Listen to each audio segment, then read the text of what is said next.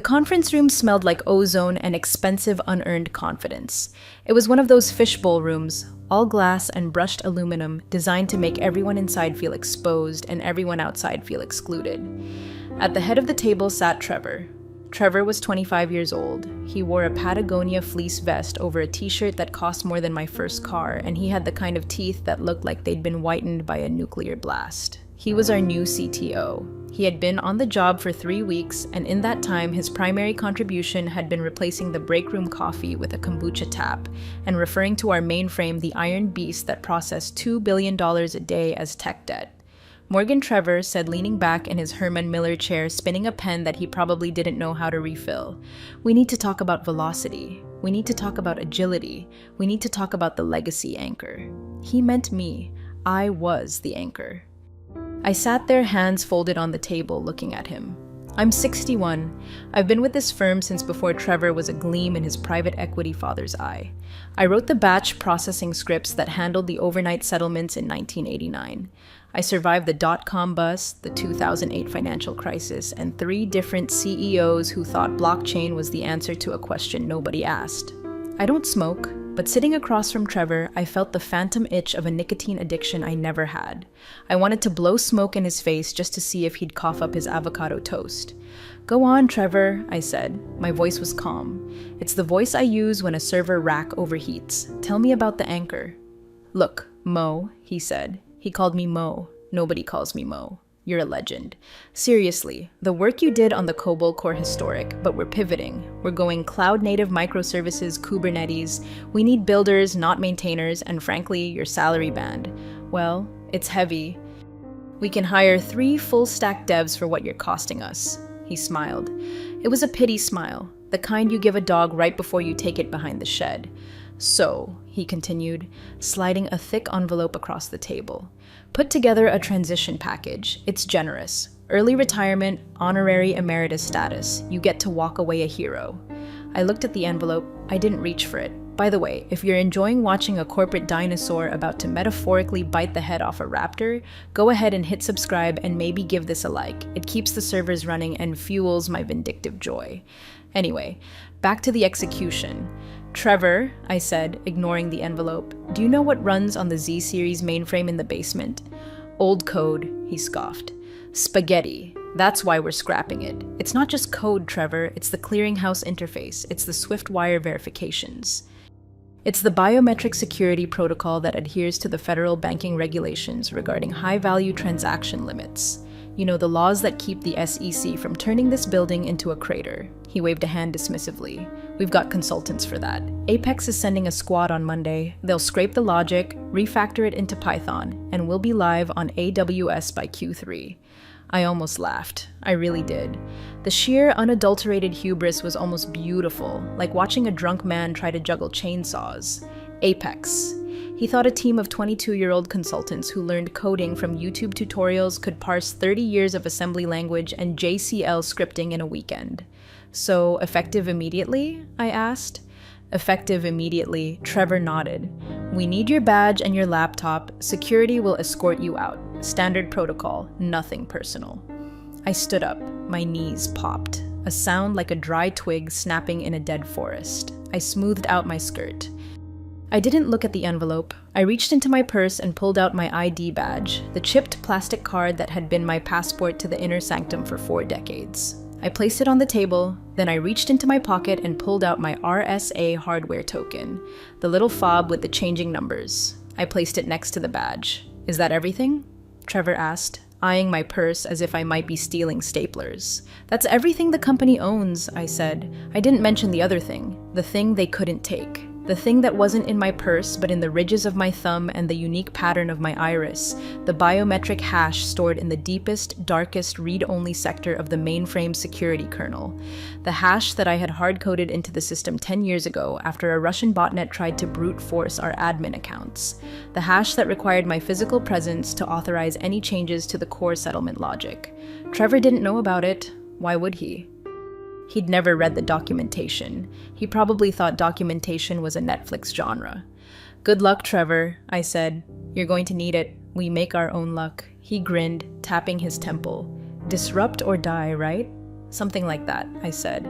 I walked out of the conference room. I walked past the open plan office where the junior developers sat on beanbag chairs wearing noise-canceling headphones, typing code that would likely break the moment it touched real data. I walked to the elevator. I didn't look back. The security guard, an old-timer named Derek, looked surprised to see me with a cardboard box. "Everything okay, Miss Reyes?" "Fine, Derek," I said. "Just upgrading my operating system." I walked out into the Carolina sunshine. It was gray and industrial, smelling of exhaust and wet pavement. It smelled like freedom. I got into my 2014 Honda Accord. I didn't cry. I didn't scream. I adjusted the rearview mirror and checked my lipstick. Disrupt or die, I whispered to myself. I put the car in drive. I was going home to water my hydrangeas, and then I was going to wait because I knew exactly how long it takes for a system to realize its heart has been ripped out. About 48 hours. Monday morning was going to be interesting. My garden is a lot like a mainframe if you think about it. It requires structure, patience, and the ruthless elimination of bugs. Saturday morning, I was knee-deep in mulch, pruning the dead heads off my hydrangeas. The soil was cool and damp under my gloves. It was the first time in 20 years I hadn't spent a Saturday morning checking the server logs over coffee. Usually my weekends were punctuated by the phantom buzzing of my phone, alerts, warnings, the heartbeat of the firm. Today, the phone sat on the patio table, silent. It was a silence that felt heavy like the air before a thunderstorm. I made tea, Earl Grey hot, not the kombucha sludge Trevor was pumping into the veins of my department. I sat on my porch and watched a squirrel trying to break into the bird feeder. I named him Trevor. He was persistent, annoying, and ultimately destined to fail because I had engineered that feeder with the same paranoia I applied to the firm's firewall. Around noon, the first text came through. It was from Elliot, a junior engineer I'd hired 2 years ago. Elliot was a good kid. He actually knew what a pointer was, which put him in the top 1% of the new hires. "Mo, are you really gone? The vanguards are here." The vanguards. That's what we called the external consultants. They weren't always from Apex, they were all the same. Shiny suits, expensive laptops, and a complete lack of understanding of how a firm actually moves money. They were the locusts of the corporate world. I took a sip of tea and didn't reply. I could picture it perfectly. The conference room would be filled with whiteboards covered in meaningless diagrams, circles, and arrows, synergy written in red marker. They would be talking about decoupling the monolith. They would be looking at my code, millions of lines of COBOL, JCL, and CICS transaction definitions, and treating it like toxic waste. They didn't understand that the monolith wasn't just a pile of rocks. It was a load-bearing wall. By Sunday evening, the modernization had begun. I knew this because my phone buzzed again. Another text from Elliot. They're bypassing the staging environment. Trevor says, "We need to move fast." He gave them root access to the dev partition. They're running scripts I've never seen. I felt a cold spike in my chest. Root access to the dev partition without a staging sandbox. It was the digital equivalent of doing open heart surgery with a chainsaw while riding a unicycle. I closed my eyes. I could see the system map in my head. It was a beautiful, complex web of dependencies. If you touched the customer master file, it rippled through to the loan servicing module. If you updated the loan module, it pinged the general ledger. And if the general ledger didn't get the handshake back within 0.05 seconds, it triggered the fraud lock. The fraud lock. That was the key. The fraud lock wasn't just a line of code, it was a biological gate. 10 years ago, after the Russian incident, the board had panicked. They wanted accountability. They wanted a human neck to choke if things went wrong. So, I gave them mine. I built a biometric authorization layer into the core update sequence for the settlement engine. To push a change to the production settlement logic, the code that actually moves the money out of the firm, you needed two things: a cryptographic key, which they had, and a biometric scan of the senior architect, which was currently pruning hydrangeas in Charlotte. They hadn't hit that wall yet. They were still playing in the shallow end, messing with the user interface, changing fonts, moving buttons. They thought they were swimming.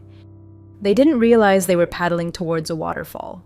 I went inside and cooked a risotto. Stirring rice is meditative. It requires constant attention, just like a batch process. You can't rush it. If you turn the heat up too high, you burn it.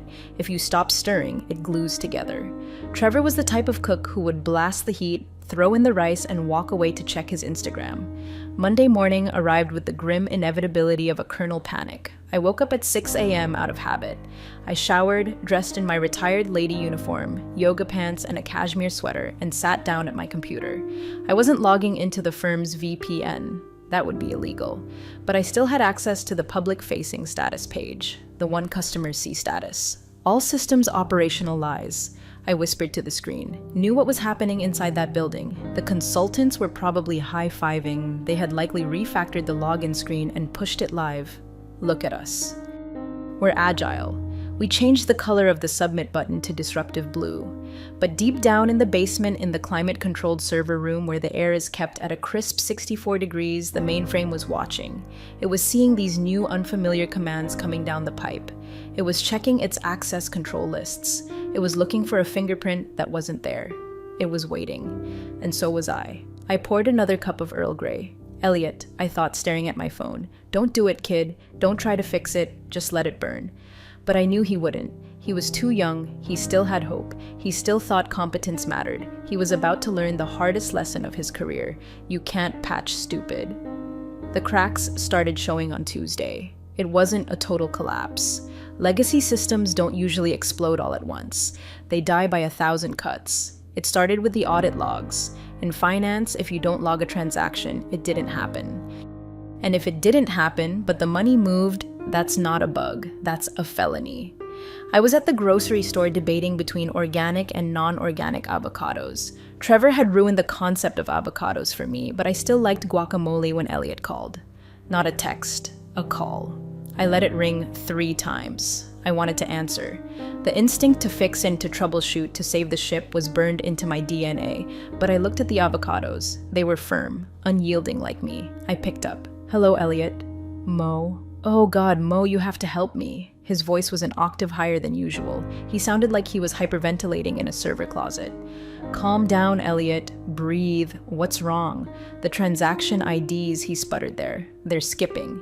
We processed the morning batch and the sequence numbers are jumping by tens of thousands. The compliance dashboard is lighting up like a Christmas tree, but Trevor told us to suppress the warnings. Suppress the warnings? I repeated, my voice flat. He told you to mute the fire alarm while the house smells like smoke. He said it's just legacy noise. He said the new microservices handle indexing differently and the old mainframe is just confused. He called the error logs boomer spaghetti in the stand-up meeting. Boomer spaghetti. I squeezed the avocado in my hand. It didn't yield, but my knuckles turned white.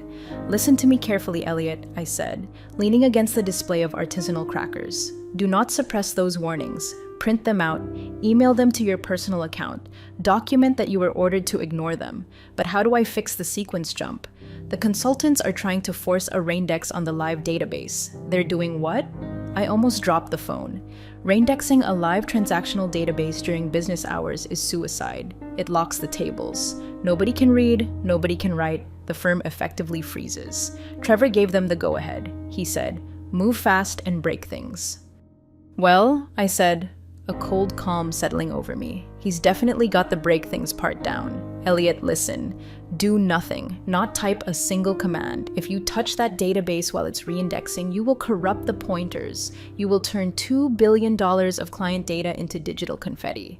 But the system is slowing down. The brokers are reporting latency. Let it slow down. I said, go to lunch, Elliot. Take a long lunch, Mo. Please just tell me the override code for the table lock. I know you know it. I did know it.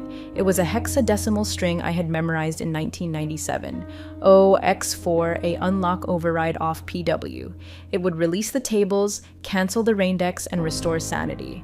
I can't help you, Elliot, I said softly. I'm retired. Remember? I'm an anchor. You don't want an anchor dragging you down. Mo, I hung up. I stood there in the produce aisle, staring at the bananas. My heart was pounding. It went against everything I believed in to let a system fail. Spent my life keeping the lights on. I missed birthdays, anniversaries, and vacations to keep those lights on. But if I fixed it now, Trevor would take the credit. He'd say his agile methodology solved the problem. He'd learn nothing. And next week, he'd do something worse. I put the avocado in my basket. By Wednesday, the small fires were becoming ablaze. Clients were tweeting, "At Ironbridge Capital, why is my app showing a balance of $0? At Ironbridge Capital, I can't transfer rent money. Fix your app.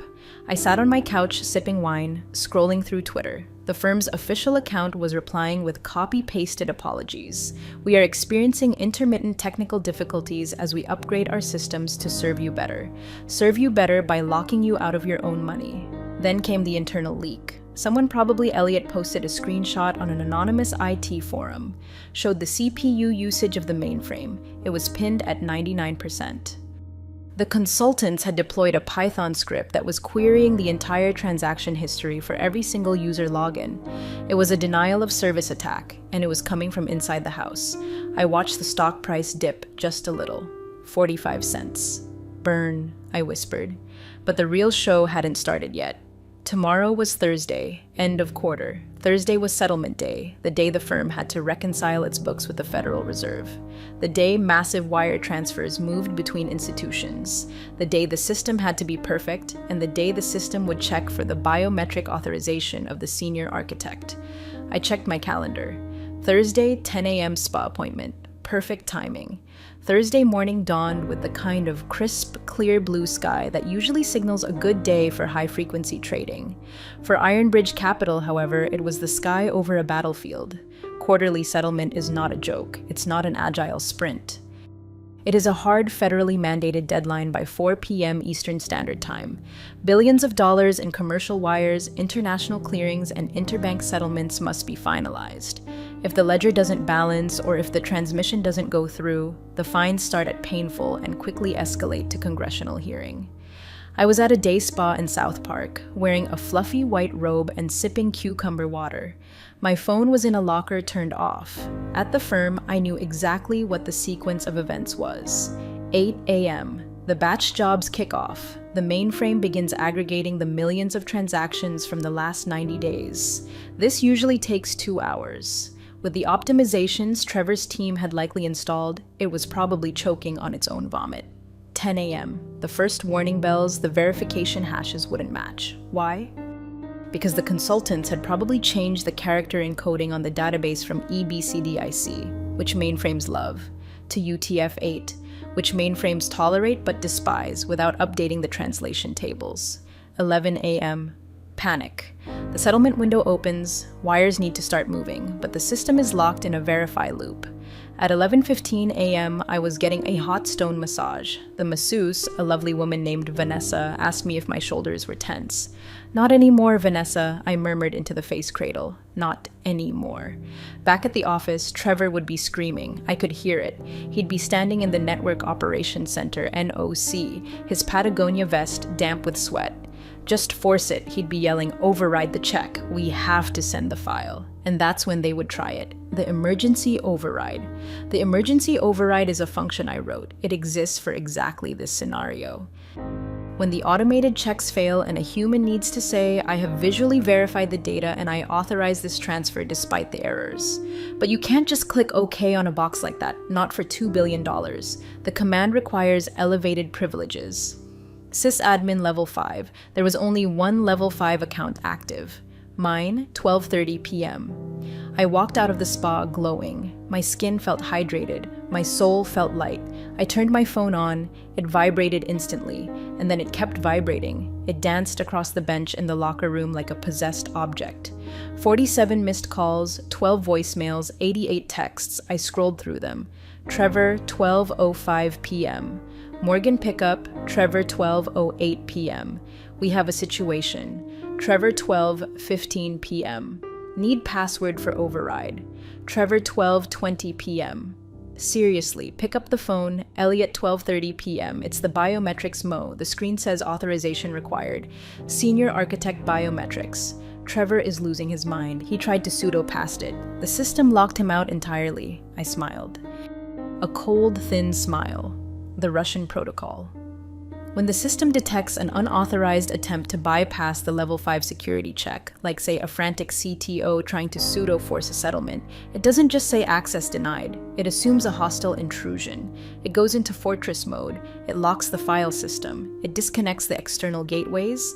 It freezes the assets. And it displays a single prompt on the main console.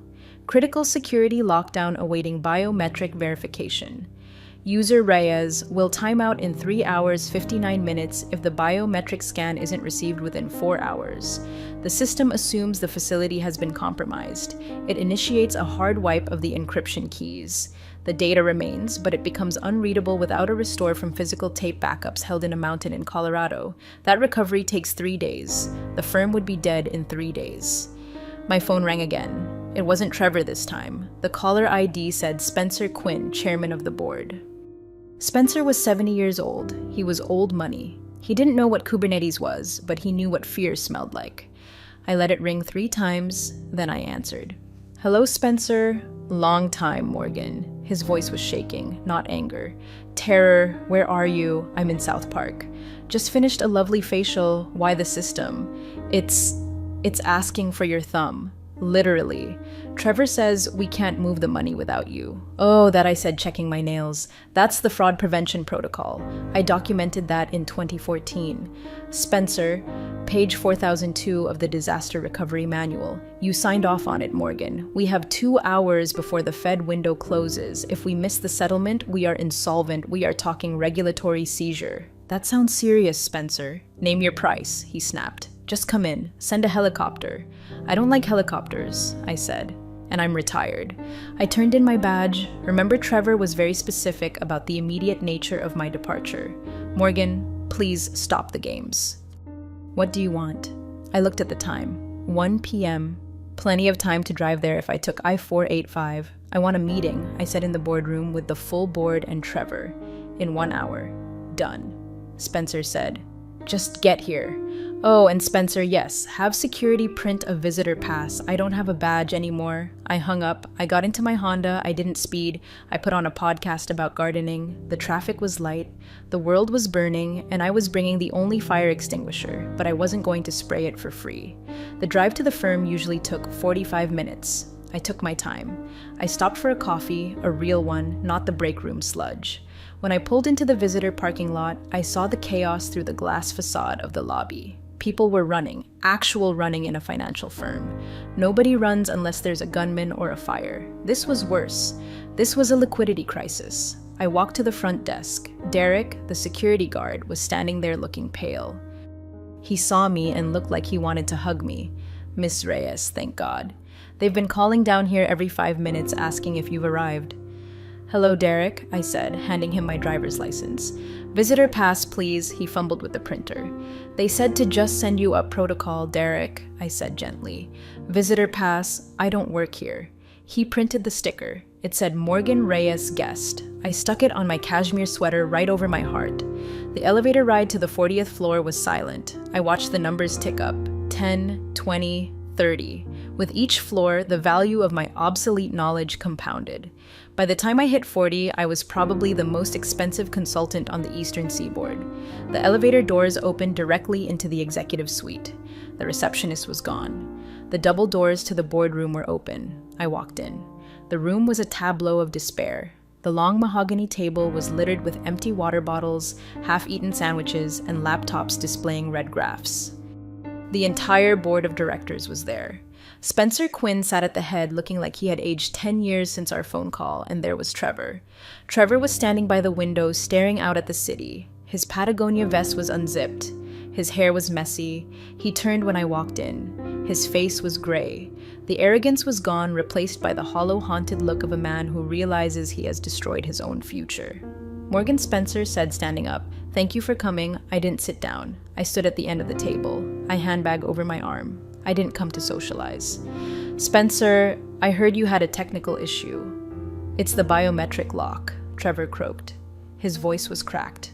"We tried to bypass it. We tried to restore from backup, but the latency. You can't restore from backup while the system is in fortress mode," I said, speaking to him like a teacher correcting a slow child. "It encrypts the write heads. Did you not read the README emergency TXT file in the root directory?"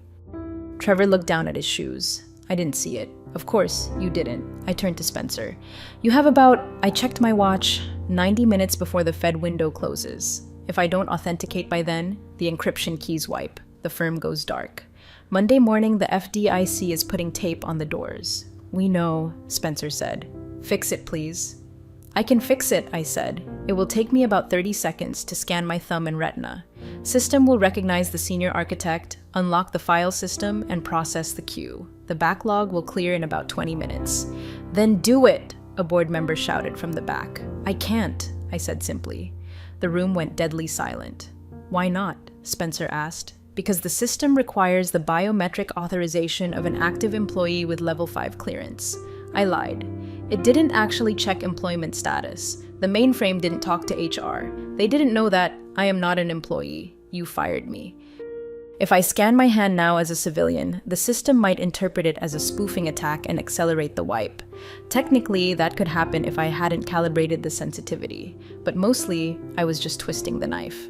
So, we hire you back, Spencer said. Right now, reinstated full salary. No, I said. Trevor looked up. Mo, please, I'm sorry. Okay, I was wrong. The legacy stuff. It's harder than I thought. It's not legacy stuff, Trevor. It's the foundation. You tried to build a penthouse on a foundation you were actively dynamiting. I reached into my bag. I didn't pull out a weapon, but the effect was the same. I pulled out a stapled document. I prepared a contract, I said. It's a consultancy agreement. I slid it down the long table. It hissed across the mahogany and stopped in front of Spencer. Consultancy? Spencer squinted at it. Don't want to be an employee? I said employees can be fired by 25-year-old CTOs who think mainframe is a dirty word. I want to be an external contractor. Independent, irrevocable. Spencer put on his reading glasses. The rate? He choked.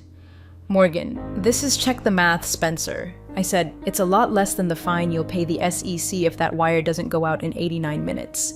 Spencer looked at the paper, then at the clock, then at Trevor. And one more thing, I said. Look at Clause 4. Spencer read Clause 4. He went pale. He looked at Trevor. Trevor looked confused. What? What is it? Clause 4, Spencer read aloud, his voice flat. The consultant shall report directly to the board of directors. The position of chief technology officer shall be restructured to report to the consultant for all matters regarding core infrastructure. Trevor's eyes widened. You want me to report to you? No, I said. I don't want you to report to me, Trevor. I don't want to talk to you at all. Clause 4 says, you don't touch the mainframe ever. You can play with your apps. You can make the buttons blue, but the adults are talking now. I looked at Spencer. Clock's ticking, Spence. The silence in the boardroom was heavy, broken only by the hum of the HVAC system, another piece of legacy infrastructure they probably ignored until it broke. Spencer stared at the contract. It was a businessman. He understood leverage. He knew he was staring at a hostage note, but the hostage was his own firm. Morgan Spencer started trying to summon some of his old negotiating power. This retainer, it's substantial. $500 an hour with a guaranteed minimum of 40 hours a week plus a quarterly retention bonus. I added for maintaining the biometric availability. This is extortion. The board member in the back muttered. No. I turned to face him. It was Kyle. He had voted for the outsourcing deal last year. Extortion is illegal. This is supply and demand. You have a demand for a thumb that opens a $2 billion lock. I supply the thumb. The price is the price. I walked over to the window standing next to Trevor. He smelled like fear and dry shampoo. You know, I said, looking out at the city skyline. When I wrote the code for the settlement engine in 1998, I told the board then that we needed a redundant team. I said we needed to train successors. Do you know what they said? Nobody answered. They said it was too expensive. They said, Morgan, you're the best. Just handle it. I turned back to the room, so I handled it. I built it so secure that not even God could move money without me. You didn't pay for redundancy then. You're paying for it now with interest. Spencer looked at the legal aide, Chelsea, a young woman who looked like she wanted to be literally anywhere else. Is this enforceable? She skimmed the document. It's standard independent contractor language, sir, except for Clause 7. Clause 7, Trevor asked. Clause 7 states that the biometric access is non-transferable and that any attempt to coerce, bypass, or replicate the consultant's biometric data constitutes a breach of contract, resulting in an immediate termination fee of, she gulped, $5 million that was hard-coded for fraud liability compliance, I said smoothly. Remember, we needed to ensure that no one could force me to approve a transfer at gunpoint. If the contract is breached, the liability shifts to the firm. You signed off on the original logic, Spencer. I'm just codifying it. It was beautiful. I was using their own compliance rules against them. The biometric system was designed to prevent a criminal from forcing me to steal money. Now, it was preventing the board from forcing me to work for free. Trevor finally spoke up. He looked desperate. Spencer, we can't do this. She's hijacking the department. If she controls the core, my modernization strategy is dead. We can't be agile if we have to ask permission from a consultant every time we push code. Spencer looked at Trevor and he looked at the red numbers on the screen projected on the wall. Time to settlement failure, 11200. Trevor Spencer said quietly, "Shut up." Trevor's mouth snapped shut. Spencer picked up a Mont Blanc pen. "If we sign this, you unlock the system immediately." "Immediately," I said. "And you train a successor. I will train a team." I corrected properly. "Not boot camp graduates. I'll hire real engineers who understand memory management and race conditions. It will take 2 years. 2 years, Spencer sighed. He looked at the contract again. He looked at the terrified faces of his board. He looked at the potential ruin of his reputation. He signed. He slid the paper across the table. "Welcome back, Morgan," he said, his voice devoid of warmth but full of resignation. I picked up the contract. I checked the signature. I folded it neatly and put it in my purse. "Thank you, Spencer. I look forward to our quarterly reviews." I turned to Trevor. "Give me your laptop." "What?" Trevor blinked. "I need a terminal to access the admin console. Unless you want me to go down to the basement, that might take 10 minutes. We don't have 10 minutes. Trevor hesitated, then handed over his sleek sticker-covered MacBook. I opened it. The keyboard was sticky. Gross. I opened the terminal. I typed in the IP address of the mainframe gateway. The familiar green on black text appeared. Authorization required. Senior Architect Biometrics. I held up my right thumb. I pressed it against the external scanner attached to the podium, the one they used for board votes. I routed the signal through the tunnel.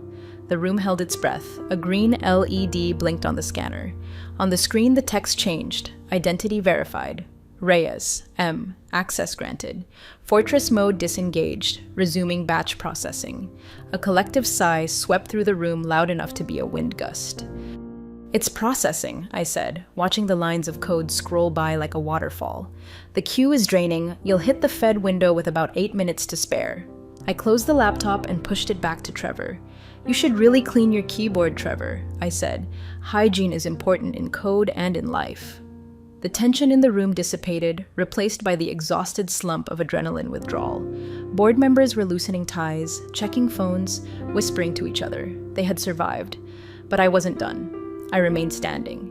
The consultant title wasn't just a pay raise, it was a shield. I looked at the whiteboard where Trevor had drawn his architecture of the future. It was a mess of buzzwords: data lake, serverless, synergy. I walked over to the board, picked up an eraser, and wiped a single line through the center of his diagram. "We need to establish some ground rules," I said. My voice carried. I didn't need to shout. I held the keys now. Spencer looked up, rubbing his temples. "We signed the contract. Morgan, what else?" "Operations," I said. "Effective immediately. No code touches the mainframe without my code review. Not a script, not a patch, not a font change. If Trevor's team wants to pull data, use the read-only APIs I built in 2005. They do not query the database directly ever. That will slow down our development cycle." Trevor protested, trying to rally. "We have features promised for Q4, the mobile wallet integration." "The mobile wallet can wait." I said solvency cannot. I looked at Kyle, the board member who had called it extortion. "Kyle, do you remember 2009? He looked uncomfortable. "DDoS attack. The DDoS attack." I nodded. "Christmas Eve. Russian hackers hit the firewall with 40 gigabits of traffic. The entire network was buckling. Everyone went home. Who stayed?" Kyle looked at the table. "You did?" "I stayed for 36 hours, I said. I rewrote the packet, filtering rules by hand in real time while the attack was happening. I routed the traffic into a black hole I built on the fly. I saved this firm $40 million in fraud that night. And do you know what? I got a bonus. Someone guessed. I got a mug. I said a branded travel mug. It leaked. I let that hang in the air. I'm not doing this for a mug anymore. This contract isn't just about money.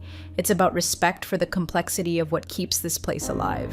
You treat technology like it's a commodity, like you can buy it by the pound. It's not. It's a nervous system. You just tried to perform a lobotomy with a spoon, Spencer. He looked at Trevor, who was shrinking in his chair. Trevor, Spencer said, you're off the infrastructure committee. What? Trevor stood up, but I'm the CTO.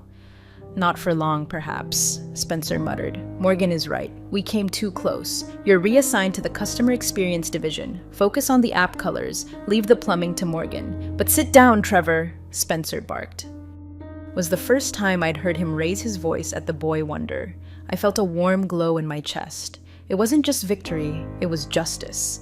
It was for every engineer who had been told their work was obsolete by someone who couldn't parse a CSV file. I'll need an office, I said. Not a cubicle, an office with a door. Take the corner one. Spencer said it was intended for the new vice president of innovation. We won't be hiring one. Good. I said I want my old team back. Elliot, Sarah, and bring Derek up from security. He needs a raise and I need someone at the door who knows my name. Fine.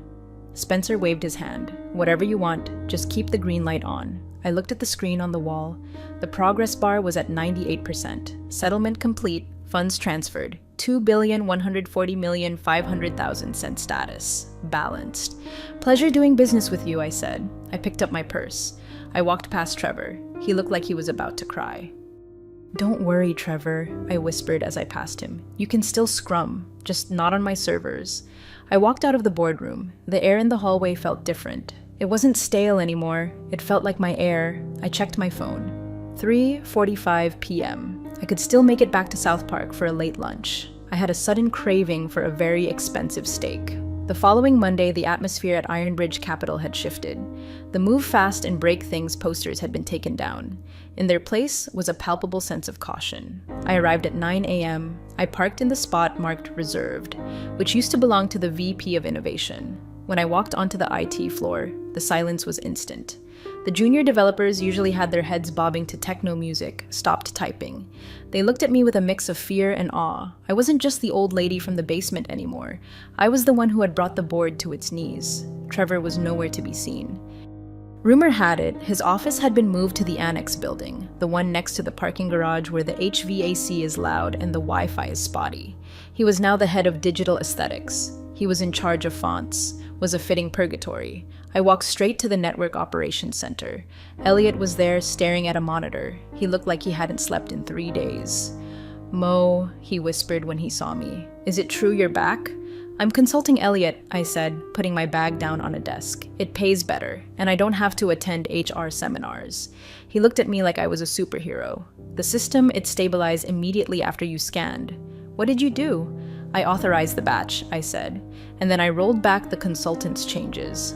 All of them were back on the version 4.2 kernel, but that's the 2018 build. Elliot said exactly. I said it works.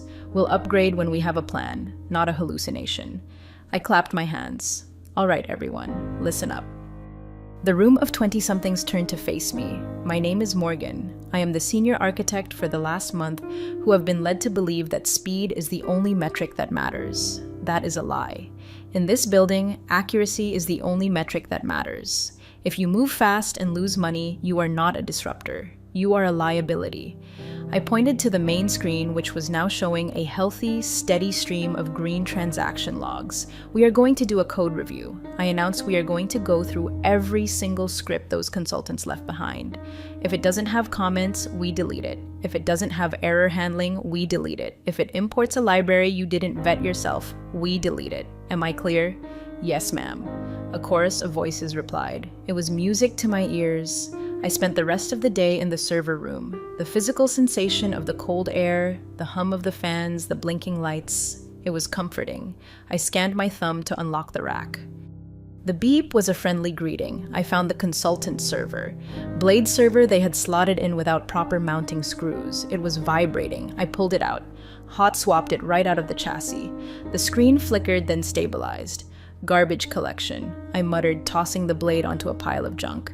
Elliot came over. Mo, can I ask you something? Shoot. Why did you come back? You had the perfect exit. You could have let it burn. I looked at the server rack. I looked at the cables neatly zip-tied by me years ago.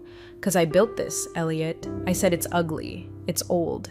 It's written in a language nobody speaks anymore, but it feeds families, it pays mortgages, it keeps the lights on for millions of people. You don't burn down a house just because you don't like the wallpaper. Elliot nodded. "Can you teach me the real stuff, JCL?" VSAM. I smiled. "Grab a chair, kid, and get me a tea. Earl Grey, hot." Trevor was gone. The parasites were purged. And for the first time in years, the system was safe. But I wasn't done yet. I had one more message to leave, one final safeguard to ensure that even after I was truly gone, years from now, they would never forget who held the keys. 3 months later, the firm was boring again. Boring is good. Boring means the money is safe. I only came into the office on Tuesdays and Thursdays. Now, the rest of the time, I work from my garden, monitoring the logs on a secure encrypted tablet that the firm paid for. Trevor eventually quit. He pursued other opportunities at a crypto startup that went bankrupt 6 weeks later. I didn't send a card. The board of directors treated me with a terrifying level of respect. When I walked into a meeting, conversation stopped. They knew that the woman in the cashmere sweater held the kill switch for their entire operation. On my final day of the initial restabilization phase, I prepared a document. Wasn't code. It was a binder, thick, heavy, and bound in black leather. I walked into the boardroom. It was empty. I placed the binder in the exact center of the table. The cover read, "System Life Cycle and Succession Plan Confidential." Inside, I hadn't just documented the code, I had documented the philosophy. I wrote about the necessity of friction, why systems should be hard to change, why legacy isn't an insult but a testament to survival. And on the last page, I left a little surprise. I had updated the biometric lock. It wasn't just me anymore. I had added a second requirement to authorize a level 5 change. The system now required 1, the biometric scan of the senior consultant, me. 2, the countersign of a qualified junior architect. I had promoted Elliot. He didn't know it yet, but his thumbprint was now the second key to the kingdom. If they ever wanted to fire me again, they'd have to fire him too. And Elliot was loyal. I'd made sure of that. I walked out of the building. The air was crisp. Fall was coming to Charlotte. The leaves were turning the color of money and rust. I got into my Honda. I checked my bank account app. The quarterly retainer had just hit. The number was large, comically large. I tapped the steering wheel. "System secured," I said. I drove home. I had hydrangeas to prune, and for the first time in 40 years, I wasn't worried about the phone ringing. Let it ring. I'm a consultant now. I charge for after-hours calls, and if they ever try to replace me with an AI or a blockchain or a Trevor, well, good luck to them. I know where the off switch is. Real power doesn't announce itself. Morgan simply let the silence of the mainframe speak volumes. Then she set her own terms. Ignoring decades of expertise comes with a steep price. True value